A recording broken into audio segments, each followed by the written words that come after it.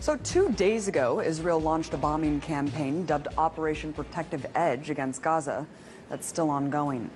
But despite the horrors on the ground, the mainstream media seems to only be telling one side of the story. Take a look at this. From the Wall Street Journal, Israeli air defense intercepts more rockets as fighting continues. And the LA Times goes on to declare that Palestinian rockets reach farther into Israel. And lastly, the New York Times makes it seem like there's an equal playing field by stating Israel and Hamas simply exchange fire. Well, I guess I really can't expect more from a media apparatus that essentially works as stenographers for the U.S. government. Let's take a listen to what the issue is being framed by the White House. We strongly condemn the continuing rocket fire into Israel and the deliberate targeting of civilians by terrorist organizations in Gaza. No country can accept rocket fire aimed at civilians, and we support Israel's right to defend itself against these vicious attacks. At the same time, we appreciate the call that Prime Minister Netanyahu himself has made publicly to act responsibly. Wait, what? Acting responsibly? I must be in the twilight zone, because to me, the collective punishment of an entire population is the opposite of responsible. So, what's the reality on the ground?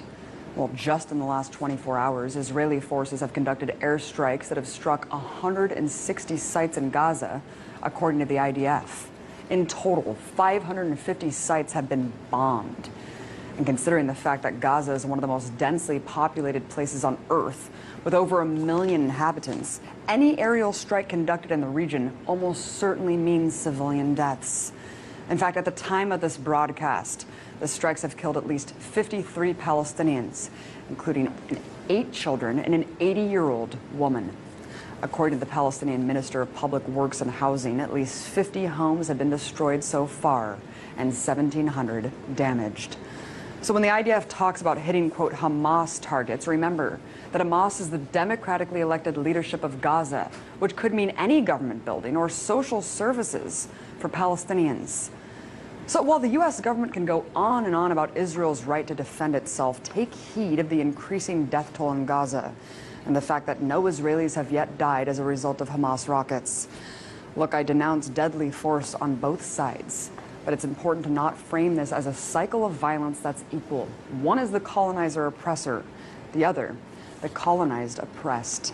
As IDF General's son Miko Peled said just yesterday on the show, there are 2 choices for Palestinians in occupied territories: to completely surrender or resist. And resistance is what we're seeing now. I'm sick of my Palestinian friends losing their friends and family every time Israel goes on the offense against innocent people living in an open-air prison.